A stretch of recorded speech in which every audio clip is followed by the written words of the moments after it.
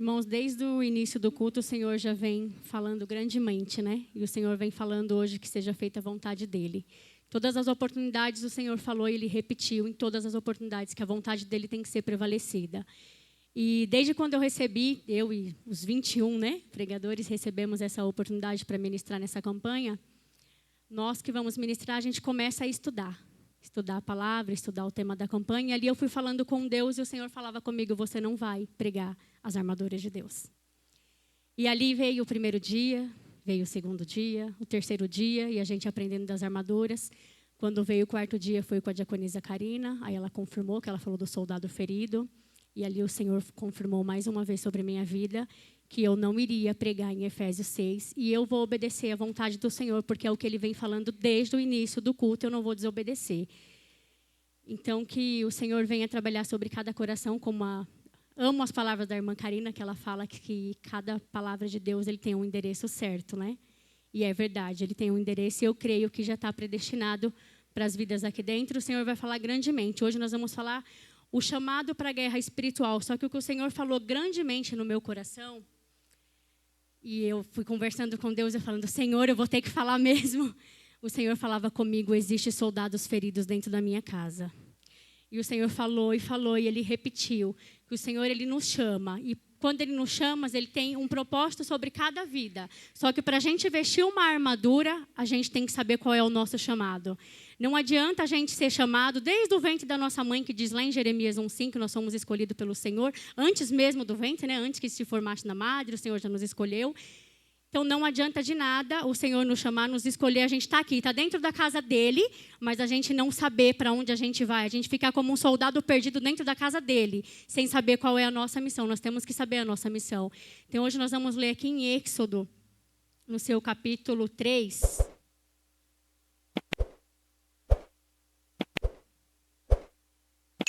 Êxodo, capítulo 3. Êxodo. Irmãos, estou falando errado, né? A gente vai aprendendo. Êxodo, capítulo 3. Eu vou lendo para não tomar tempo. Apacentava Moisés o rebanho de Jetro, seu sogro, sacerdote de Midian.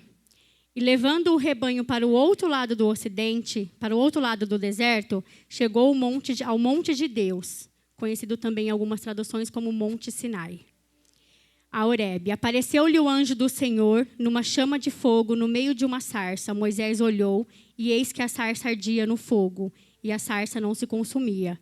Então disse consigo mesmo, irei para lá e verei essa grande maravilha, porque a sarça não se queima. Vendo o Senhor que ele se voltava para ver, Deus do meio da sarça o chamou e disse, Moisés, Moisés. Ele respondeu, eis-me aqui. Deus continuou, não te chegues para cá. Tira as sandálias dos pés, porque o lugar em que estás é terra santa. Os irmãos podem se assentar. E os irmãos vão me acompanhando, que eu vou ler algumas outras partes, algumas outras passagens. Peço que os irmãos vão me acompanhando em todas elas. Eu vou voltar um pouquinho. Creio que a maioria aqui conhece a passagem de Moisés, a história dele. Moisés, quando ele nasceu, já havia um decreto. O decreto era um bebê, né? Ele ainda não tinha nome.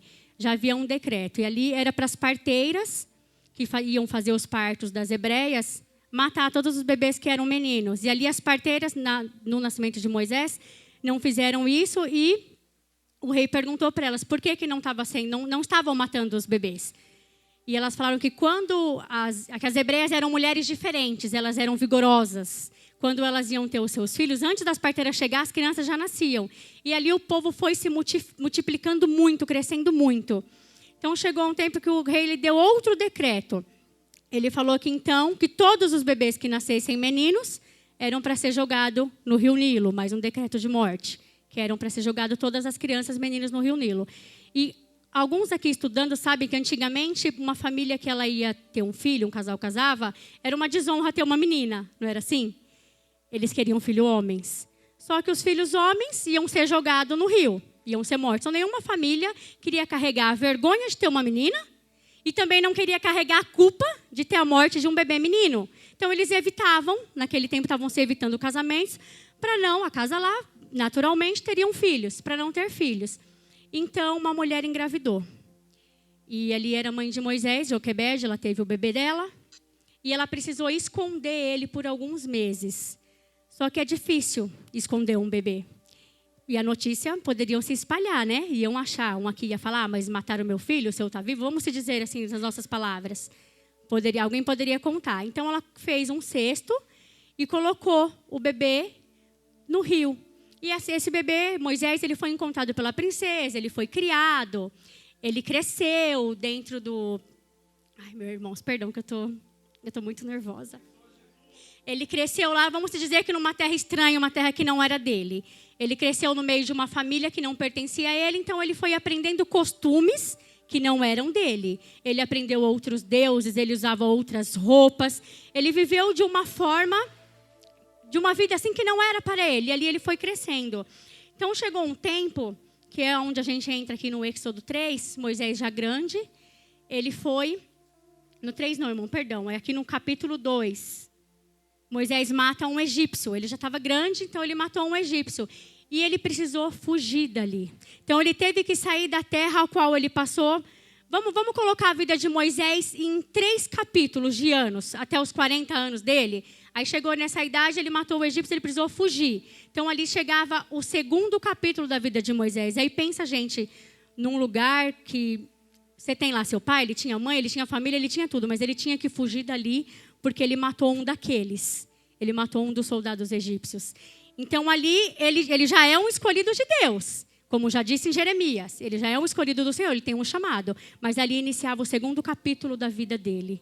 Moisés precisava fugir para Midian. E ali ele foi formar outra história. Ele foi formar a família dele, ele conheceu o sogro dele, conheceu a esposa. E ali ele vê uma sarça, vamos dizer que é uma árvore? É uma árvore, né, os irmãos? Prega? Uma árvore pegando fogo e ela não se consome. Ali ele viu Deus, Deus começa a falar com Moisés. Ali Deus começa a entrar o propósito sobre a vida do Moisés, um propósito cristão sobre a vida dele. Moisés ele havia cometido um suicídio, tendo que fugir, porque o suicídio ele cometeu pela força das mãos dele. Nessa campanha fala de... nos revestir das armaduras, fala da espada, né? E ali Moisés, ele agiu com a espada de verdade, a espada de um soldado. Ele matou esse soldado e ele teve que fugir porque a força dele não era o suficiente para combater aquela guerra a qual o Senhor iria levar ele a partir daquele momento. Então ele teve que fugir ali e se revestir do Senhor. Ele teve que começar a se revestir das armaduras de Deus. Porque na palavra do Senhor, se eu não me engano, meus irmãos, em 1 Samuel 4... fala de Davi, que Saul emprestou a armadura para Davi, as armaduras. Davi, ele provou as armaduras do Senhor, mas ele falou, eu não vou usar, porque essas armaduras não é para a guerra que eu tenho que lutar. Porque as armaduras de Saul era para uma guerra, para uma batalha corporal, era para uma guerra humana. E Davi, ele precisava das armaduras da guerra espiritual. E assim estava sobre a vida de Moisés. Moisés, ele precisava, antes dele vir para a peleja qual o Senhor ia colocar ele precisava se revestir das armaduras de Deus. Porque só a espada que ele tinha, a qual ele usou, não era o suficiente. E o que Moisés fez? Moisés, ele começou a falar com Deus, Deus falar com ele, e Deus dava para ele provas de que seria Deus com ele. Não era assim? Deus explicava para ele, Moisés, deixa eu ler para mim não me perder.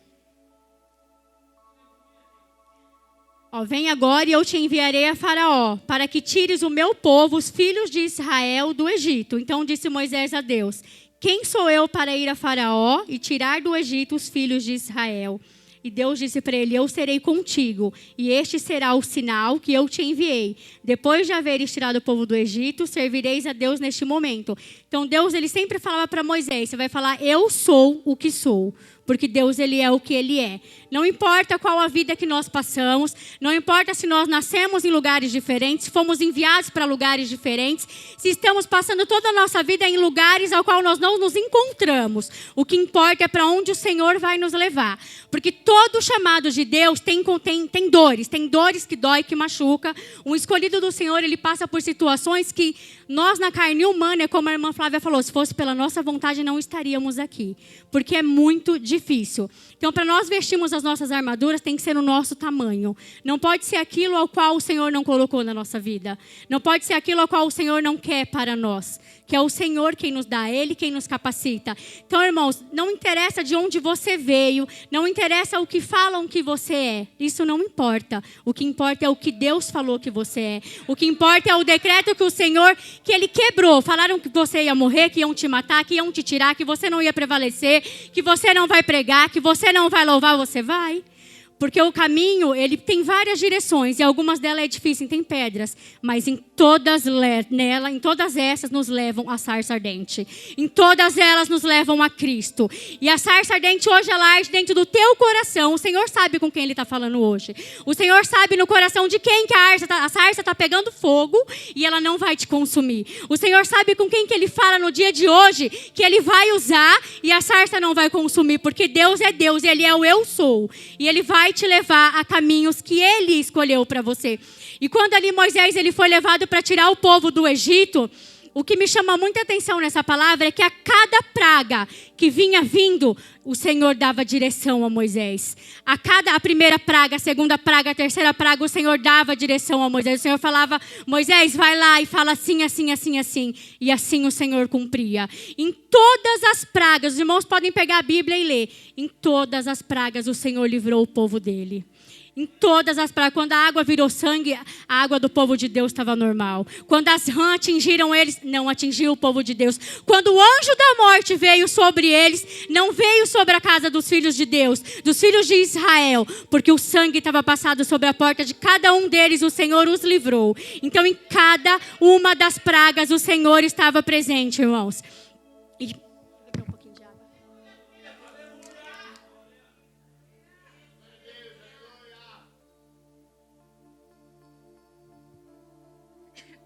E por esse motivo, o Senhor foi falando comigo que havia soldados perdidos nos dias de hoje, dentro da casa dele. E eu perguntando ao Senhor, Senhor, nós ali já tem escolhidos, ali tem pessoas ungidas, tem irmãos em cima do púlpito, tem irmãos esperando por unção. Por que perdidos? E o Senhor falava fortemente dentro do meu coração, porque eles estão com medo. Eles estão com medo de fazer aquilo ao qual eu estou mandando fazer. Eles estão tentando voltar para trás. E o Senhor não mandou Moisés voltar para trás. Moisés ele só ficou um tempo com a família de Jetro para ele se reencontrar. Para ele se reencontrar verdadeiramente de onde ele veio. Desde o dia em que ele nasceu. Porque aqui na palavra conta que quando a filha de Jairo viu Moisés, elas não o ajudaram e o pai dela reclamou. Mas por que você não chamou ele para eles virem e se assentar, para ele vir e se assentar, que seria Moisés quando ele foi dar água para elas? E ali ela falou, pai, era um egípcio falando com ele, né? E ele falou, não, chama ele. Moisés aceitou. Ou seja, ele estava com vestes de egípcio. Ele tinha cara de egípcio, ele andava como um egípcio, mas ele não era um egípcio. Qualquer um que olhasse para ele não via que ele era filho de Deus, mas ele era um escolhido do Senhor. Dentro dele ele já tinha um chamado. Elas não perceberam naquele momento com quem elas estavam falando, mas elas estavam falando com aquele que era o libertador do povo. Elas estavam falando com aquele que ia marchar a meu e a seu favor. Elas estavam com aquele que ia ser o libertador daqueles que já clamavam pelo Senhor.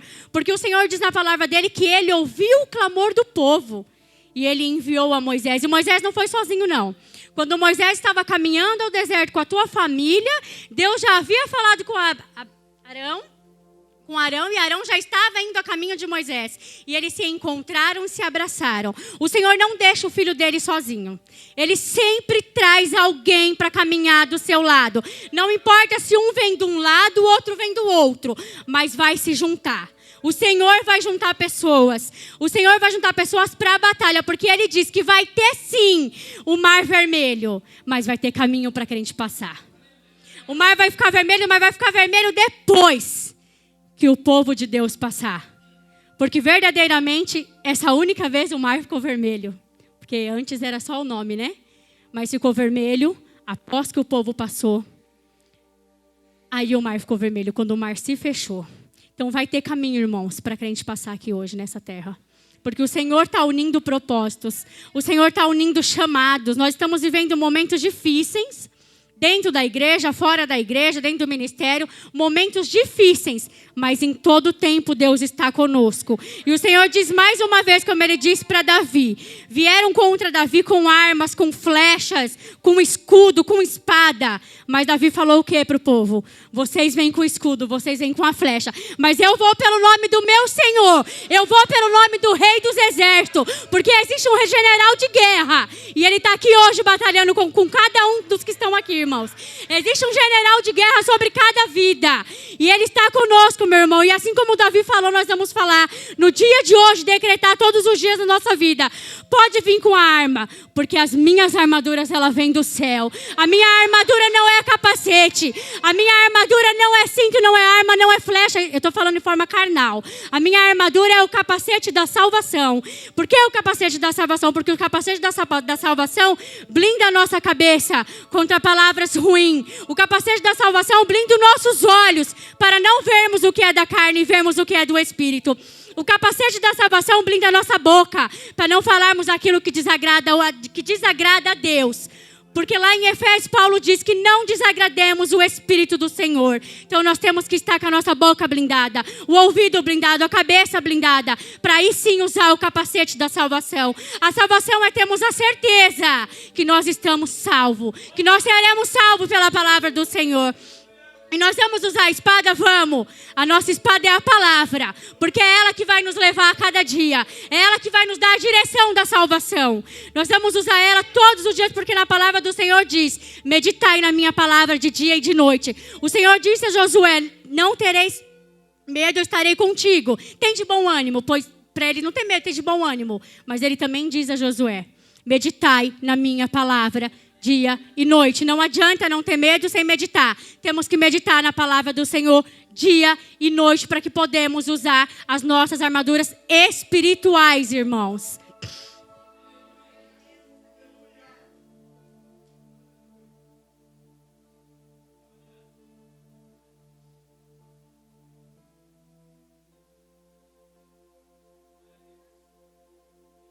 E como disse no louvor, né, que tudo foi confirmando. O Senhor, Ele conhece os que são teus. Ele conhece a voz de um adorador. E aqui no dia de hoje, o Senhor conhece a voz dos adoradores dEle. Ele sabe aqueles que estão clamando por justiça. Ele sabe aqueles que estão clamando pela verdade. Ele sabe aqueles que estão verdadeiramente clamando pela palavra dEle. Ele sabe aqueles que estão caminhando verdadeiramente em busca da palavra dEle. E Ele vai capacitar cada um de nós aqui dentro. Então que mais uma vez, irmãos, eu não vou ir muito além, mas que mais uma vez eu só venho firmar para os irmãos que nós venhamos vestir as armaduras que servem nós. Que é a armadura que Deus nos deu. Que não venhamos vestir a armadura que nos foi emprestada, porque muitas das vezes nós colocamos a nossa força no irmão do lado. Nós pedimos para o irmão orar por nós, porque a oração do irmão é o mais forte.